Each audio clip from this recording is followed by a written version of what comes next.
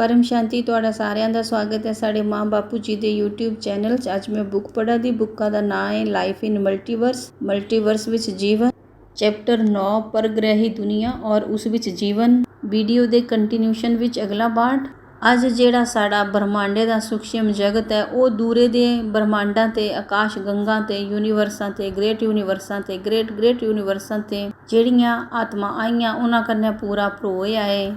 ਜਿਹੜਾ ਇਹ ਵਰਤਮਾਨ ਸਮੇਂ ਹੈ ਕੇਵਲ ਗਿਆਨ ਹੀ ਮ੍ਰਿਤਿੂ ਤੇ ਬਾਅਦ ਜੀਵਨ ਦਾ ਆਧਾਰ ਬਣਦਾ। ਅੰਤਮਤੀ ਸੋਗਤੀ ਦੇ ਨਿਯਮ ਦੇ ਅਨੁਸਾਰ ਹੀ ਆਤਮਾ ਦੀ ਦਸ਼ਾ ਹੁੰਦੀ। ਮ੍ਰਿਤਿੂ ਦੇ ਸਮੇਂ ਅਗਰ ਆਤਮਾ ਦਾ ਮੋਹ ਕੁੱਤੇ ਬਿੱਲੀਆਂ ਵਿੱਚ ਹੈ ਤਾਂ ਅਗਲਾ ਜਨਮ ਉਸ ਜੋ ਕੁੱਤੇ ਬਿੱਲੀਆਂ ਦਾ ਹੀ ਮਿਲਣਾ। ਮ੍ਰਿਤਿੂ ਲੋਕ ਵਿੱਚ ਮਨੁੱਖ ਸਰੀਰੇ ਵਿੱਚ ਵੀ ਬੜੀਆਂ ਅਲੱਗ-ਅਲੱਗ ਪ੍ਰਕਾਰ ਦੀਆਂ ਸ਼ਕਤੀਆਂ ਵਾਲੀਆਂ ਆਤਮਾ ਹਨ। ਇਹਨਾਂ ਸਾਰੀਆਂ ਆਤਮਾ ਵਿੱਚ ਤੇ ਜਿਹੜੀਆਂ ਗਿਆਨੀ ਆਤਮਾ ਹੀ ਹਨ ਉਹਨਾਂ ਦੀ ਮਰਨੇ ਤੇ ਬਾਅਦ ਹੀ ਸਦਗਤੀ ਹੁੰਦੀ। ਮਤਲਬ ਜਿਹੜੀਆਂ ਗਿਆਨੀ ਆਤਮਾ ਹਨ ਉਹਨਾਂ ਦੀ ਹੀ ਸਦਗਤੀ ਹੁੰਦੀ ਮਰਨੇ ਤੇ ਬਾਅਦ।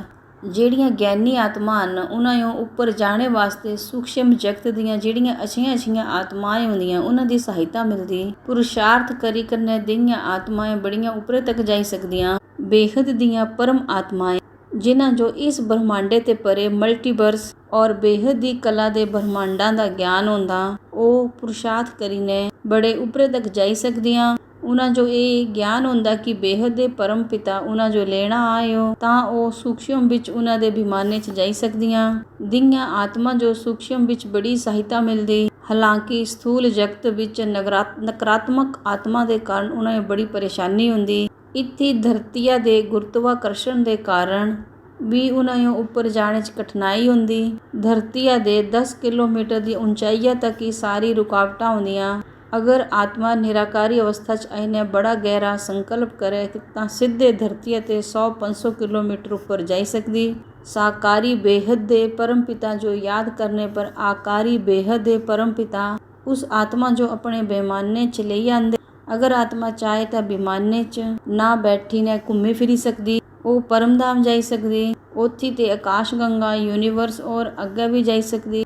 ਲੇਕਿਨ ਇਹ ਇੱਕ ਨਿਯਮ ਹੈ ਕਿ ਆਤਮਾ ਜਿੱਥੇ ਤੇ ਆਈ ਹੋ ਉੱਥੇ ਤੱਕ ਹੀ ਜਾਈ ਸਕਦੀ। ਹਰ ਆਤਮਾ ਆਪਣੇ ਮੂਲ ਰਚయిਤਾ ਤੱਕ ਹੀ ਜਾਈ ਸਕਦੀ। ਜਿਸ ਤੇ ਉਹ ਅਲੱਗ ਹੋਈ ਹੋ ਉਹ ਉਸੇ ਵਿੱਚ ਸਮਾਈ ਸਕਦੀ। ਇਸ ਲਈ 15-20 ਕਲਾ ਦੀ ਆਤਮਾ ਜ਼ਿਆਦਾ ਸੇ ਜ਼ਿਆਦਾ ਯੂਨੀਵਰਸ ਤੱਕ ਹੀ ਜਾਈ ਸਕਦੀ ਕਿਉਂਕਿ ਉਸ ਦੀ ਰਚਨਾ ਯੂਨੀਵਰਸ ਦੇ ਮਾਲਿਕ ਨੇ ਕੀਤੀ ਹੋ। ਨਿਰਾਕਾਰੀ ਅਵਸਥਾ ਵਿੱਚ ਆਤਮਾ ਆਪਣੇ ਰਚయిਤਾ ਤੱਕ ਜਾਈ ਸਕਦੀ। ਆਕਾਰੀ ਅਵਸਥਾ 'ਚ ਬੜੇ ਸਾਰੇ ਆਵਰਣ ਹੋਣੇ ਦੇ ਕਾਰਨ ਆਤਮਾ ਰਚయిਤਾ ਤੱਕ ਨਹੀਂ ਪਹੁੰਚੀ ਪਾਉਂਦੀ। ਇਸ ਲਈ ਰਚయిਤਾ ਦੇ ਬਾਲ ਪਹੁੰਚਣੇ ਵਾਸਤੇ ਆਤਮਾ ਜੋ ਨਿਰਾਕਾਰੀ ਅਵਸਥਾ ਧਾਰਨ ਕਰਨਾ ਪਾਉਂਦੀ। ਉਦਾਹਰਣ ਦੇ ਤੌਰ ਪਰ ਅਗਰ ਕੋਈ ਗੈਲੈਕਸੀਆ ਤੇ ਆਈ ਹੋ ਆਤਮਾ ਉਸ 'ਚੋਂ ਇਹ ਗਿਆਨ ਹੋਈ ਆਏ ਕਿ ਉੱਪਰ ਬ੍ਰਹਮਾਂਡਾਂ ਤੇ ਪਰੇ ਗੈਲੈਕਸੀਆਂ ਹਨ ਤਾਂ ਫਿਰ ਉਹ ਮਰਨੇ ਤੇ ਬਾਅਦ ਨਿਰਾਕਾਰੀ ਰੂਪ ਧਾਰਨ ਕਰੀਨੇ ਬ੍ਰਹਮਾਂਡ ਦੇ ਪਰਮਧਾਮ 'ਚ ਪਹੁੰਚੀ ਆਂਦੀ। ਪਰਮਧਾਮ 'ਚ ਨਿਰਾਕਾਰ ਅਵਸਥਾ 'ਚ ਆਤਮਾ 'ਚ ਕੋਈ ਵੀ ਆਵਰਣ ਨਹੀਂ ਹੁੰਦਾ ਔਰ ਕੋਈ ਕਰਮ ਬੰਧਨ ਵੀ ਨਹੀਂ ਹੁੰਦਾ। ਇਸ ਲਈ ਉਹ ਬੜੀ ਹਲਕੀ ਹੋਈ ਆਂਦੀ। ਉੱਥੇ ਪਰਮਧਾਮ 'ਚ ਉਹਨਾਂ ਆਤਮਾ ਜੋ ਪਰਮ ਪ੍ਰਕਾਸ਼ ਦਾ ਗੁਰਤਵਾਕਰਸ਼ਣ ਖਿੱਚਦਾ। ਗੈਲੈਕਸੀਆਂ ਤੇ ਜਿਹੜੀਆਂ ਆਤਮਾ ਆਈਆਂ ਉਹ ਆਤਮਾ ਆਪਣੇ ਰਚయిਤਾ ਮਹਾਸ਼ਿਵ ਵੱਲ ਚਲੀਆਂ ਜਾਂਦੀਆਂ। ਉੱਥੇ ਵੀ ਮਹਾਬ੍ਰਹਮਾਪੁਰੀ, ਮਹਾਵਿਸ਼ਨੂਪੁਰੀ ਔਰ ਮਹਾਸ਼ਕਤੀਆਂ ਦੇ ਅਲੱਗ-ਅਲੱਗ ਲੋਕ ਹਨ। ਅਗਰ ਆਤਮਾ ਚਾਹੇ ਤਾਂ ਮਹਾਪਰਮਧਾਮ ਤੱਕ ਜਾਈ ਕੇ ਮੁਕਤੀ ਲੈ ਸਕਦੀ ਪਰ ਜ਼ਿਆਦਾਤਰ ਇਆਂ ਨਹੀਂ ਕਰਦੀਆਂ ਕਿਉਂਕਿ ਉਹ ਗੈਲੈਕਸੀਆ 'ਚ ਜਾਈਨੇ ਮਹਾਬ੍ਰਹਮਾ ਤੇ ਗਿਆਨ ਸੁਣੀ ਨੇ ਉਸਾ ਆਤਮਾ ਜੋ ਜੀਵਨ ਮੁਕਤੀ ਦਾ ਗਿਆਨ ਆਈ ਜਾਂਦਾ ਤਾਂ ਫਿਰ ਆਤਮਾ ਜੀਵਨ ਮੁਕਤ 'ਚ ਰਹੀ ਨੇ ਸਮੂਹ ਬਣਾਈ ਨੇ ਘੁੰਮਦੀਆਂ ਫਿਰਦੀਆਂ। ਸਾਰੀਆਂ ਹੀ ਆਤਮਾएं ਬੇਹਦ ਦੀਆਂ ਨਹੀਂ ਹਨ। ਜਿਹੜੀਆਂ 33 ਕੋਟੀ ਦੇਵੀ ਦੇਵਤਾ ਦੀਆਂ ਆਤਮਾ ਉਹਨਾਂ ਦੀ ਰਚਨਾ ਗ੍ਰੇਟ ਯੂਨੀਵਰਸ 'ਚ 2 ਕਲਾ ਦੇ ਪਰਮ ਪ੍ਰਕਾਸ਼ ਨੇ ਕੀਤੀ ਹੋ। ਲੇਕਿਨ ਇਹਨਾਂ ਆਤਮਾ ਆਪਣੀ ਬੜੀ ਸਾਰੀ ਸ਼ਕਤੀ ਸੰਕਲਪ ਕਰੀ ਨੇ ਖਰਚ ਕਰੀਤੀ ਹੋ। ਅਗਰ ਇਹ ਆਤਮਾ ਗਿਆਨ ਸੁਣਦੀਆਂ ਤਾਂ ਫਿਰ ਵਿਗਿਆਨ ਔਰ ਸ਼ਾਸਤਰਾਂ ਦੇ ਆਧਾਰੇ ਪਰ ਸਾਰਾ ਗਿਆਨ ਸਮਝਦੀਆਂ। ਮਰਨੇ ਤੇ ਬਾਅਦ ਉਹ ਦਿਖਦੀਆਂ ਕਿ ਧਰਤੀਆਂ ਪਰ ਅਣਗਿਣਤ ਆਤਮਾएं ਭਰੀਆਂ ਹਨ। ਇਸ ਲਈ ਉਹ ਸਮਝ ਆਉਂਦੀਆਂ ਕਿ ਇੱਥੇ ਫਸਣੇ ਦੀ ਬਜਾਏ ਉੱਪਰ ਜਾਣਾ ਬਿਹਤਰ ਹੈ। ਫਿਰ ਉਹ ਨਿਰਾਕਾਰੀ ਰੂਪ ਧਾਰਨ કરીને ਉੱਪਰ ਚਲੀਆਂ ਜਾਂਦੀਆਂ। ਨਿਰਾਕਾਰੀ ਰੂਪ ਵਿੱਚ ਆਤਮਾ ਬਹੁਤ ਹੀ ਤੀਬਰਤਾ ਸੇ ਪਰਮਧਾਮ ਪੁੱਜੀ ਜਾਂਦੀਆਂ। ਸਾਡੇ ਬ੍ਰਹਮਾਂਡੇ ਦੇ ਪਰਮਧਾਮ ਵਿੱਚ ਜਾਣੇ ਤੇ ਬਾਅਦ ਆਤਮਾ ਮਹਾਬ੍ਰਹਮਾਂਡ ਦੇ ਪਰਮਧਾਮ 'ਚ ਜਾਣੇ ਦਾ ਪੁਰਸ਼ਾਰਥ ਕਰਦੀ।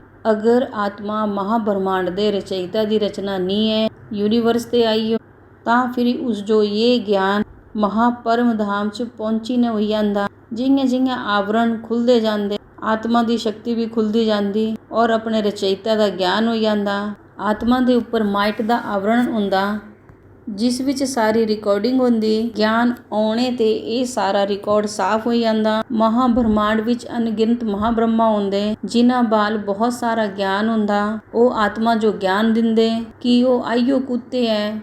आत्मा की निराकारी अवस्था संपूर्ण परब्रह्म परमेश्वर अवस्था हुंदी। इस अवस्था विच आत्मा माया दे भ्रम जो समझी जांदियां उन्हां जो पूरा ज्ञान हो जांदा कि कारण जगत सूक्ष्म जगत और स्थूल जगत कियां बनिया। पर यह सारा ज्ञान होना बड़ा ही दुर्लभ है।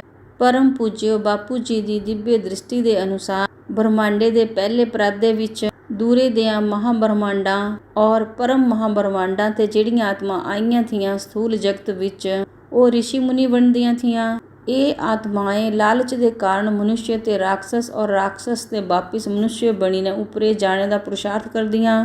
ब्रह्मांड दे सत्य लोक च पहुंची करने आत्मा जो ज्ञान होंदा और परम धाम पहुंची ने उन्हें पता लगदा कि वो जिस समूह कन्ने आईयां वो समूह इस टाइम भी उन्हां दा इंतजार करा दा या फिर जाई चुके आ। तां फिर ये आत्माएं हौला हौला वापसी जाने की यात्रा की प्रारंभ करदियां। लाइट दे उपर माइट दा आवरण होंदा उस विच आत्मा की सारी जानकारी रिकॉर्ड हुंदी। कई बार निराकार रूप विच जिहड़ी रचना हुंदी वो अपने रचनाकार च समाई जाने वास्ते तैयार हुंदी। लेकिन अगर रचयिता स्वयं ही किसी धरती के स्थूल बतन च मनुष्य बनिया तां फिर ऐसी हालतां च जिहड़ा रचयिता का गुरुत्वाकर्षण रचना मतलब वो अपनी रचनाएं नहीं खिंजी सकता। मतलब ये भी संभव है कि कोई रचयिता अनेकां समानांतर परम ब्रह्मांडां दा और अपनी रचनाएं छड्डी करने स्वयं किसी सूर्य मंडल दी धरती पर मनुष्य बनी गया। इस अवस्था च रचना और रचयिता का मिलन संभव नहीं है। अंतिम समय च जिस टाइम पूरे 100 कला के ब्रह्मांडे च यानी साढ़े मल्टीवर्से च 10 कला का परम प्रकाश भरी आना तां कमजोर आत्माएं मुक्त हो जानियां। लेकिन 5-6 कला वालियां आत्माएं शक्ति लईने निराकारी अवस्था च अपने रचयिता वाल चलियां जानी। उसी समय सारियां आत्माएं निराकारी अवस्था च होना। इस टाइम अलग अलग तरह दियां ढेर सारियां आत्माएं धरतिया पर आन। आकाश तत्व दियां बणियां आत्माएं परम धाम से जाइने मुक्त हो जांदियां। अगर परम आकाश तत्व दी आत्मा होवे तां वो परम धाम जाई सकदी। परम प्रकाश दियां आत्माएं अगर बणियां तां वो दूया ब्रह्मांडां च जाई सकदियां। मृत्यु ते बाद सदगति वास्ते केवल और केवल आत्म ज्ञान बस यही कम में आना। निराकारी अवस्था का ज्ञान आने ते ही आत्मा की सदगति हो सकती। परम शांति। बेहद की परम शांति सोचो बोलो परम शांति। Join us daily for live meditation 10 p.m. to 11 p.m. on YouTube Live. Subscribe now. Website www.paramshanti.org. Email us anand@paramshanti.org. Like, share, subscribe. Join today. बेहद की परम शांति।